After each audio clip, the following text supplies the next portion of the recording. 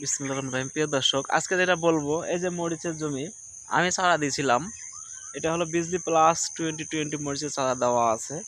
তো উনি জমিতে একটা ভুল করছে, সেটা হলো কি, এই যে জমিতে পানি বেঁধে আছে, যে জায়গাটা ছাঁপো ওই জায়গাটাতে পানি বেঁধে আছে।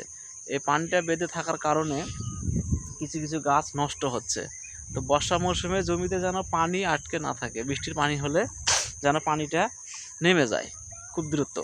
পাশের জমি ছাপও আছে, এই যে, তবুও উনি কাটে দেয়নি। ওই যে কিছু পানি জমে আছে জমিগুলোতে, ওই কারণে ওই গাছগুলা নষ্ট হয়ে গেছে।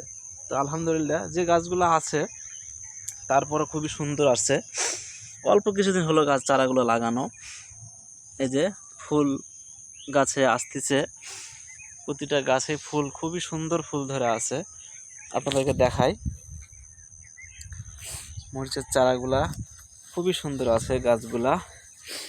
এই যে দেখুন, মরিচের গাছে খুবই ফুল ধরে আছে। আর এই মরিচের গাছে এখন একটা স্প্রে লাগবে, বৃষ্টি হচ্ছে তো। এই যে মরিচ ধরে আছে দেখুন, এই যে বিজলি প্লাস 2020 মরিচটা খুবই ভালো, আলহামদুলিল্লাহ। এই যে চারাগুলা দেখুন, গাছগুলা, এটা প্রথম মরিচ ধরতেছে, এখনো মরিচটা উঠানো হয়নি। এই যে মরিচ প্রথম, তো খুবই সুন্দর আছে বিজলি প্লাস মরিচ। প্রতিটা গাছে খুবই সুন্দর আছে। আমি চারা দিয়েছিলাম, তো আমি আসে দেখতেছি, আজকে দেখি যে ওনার কেমন গাছ কেমন হয়েছে, কেমন কি সুন্দর হয়েছে, ওটা দেখার জন্য আসছি। তো আলহামদুলিল্লাহ খুবই সুন্দর হয়েছে, খুব ভালো লাগলো। এই যে প্রতিটা গাছেই ধরে আছে মরিচ, খুবই সুন্দর হয়েছে।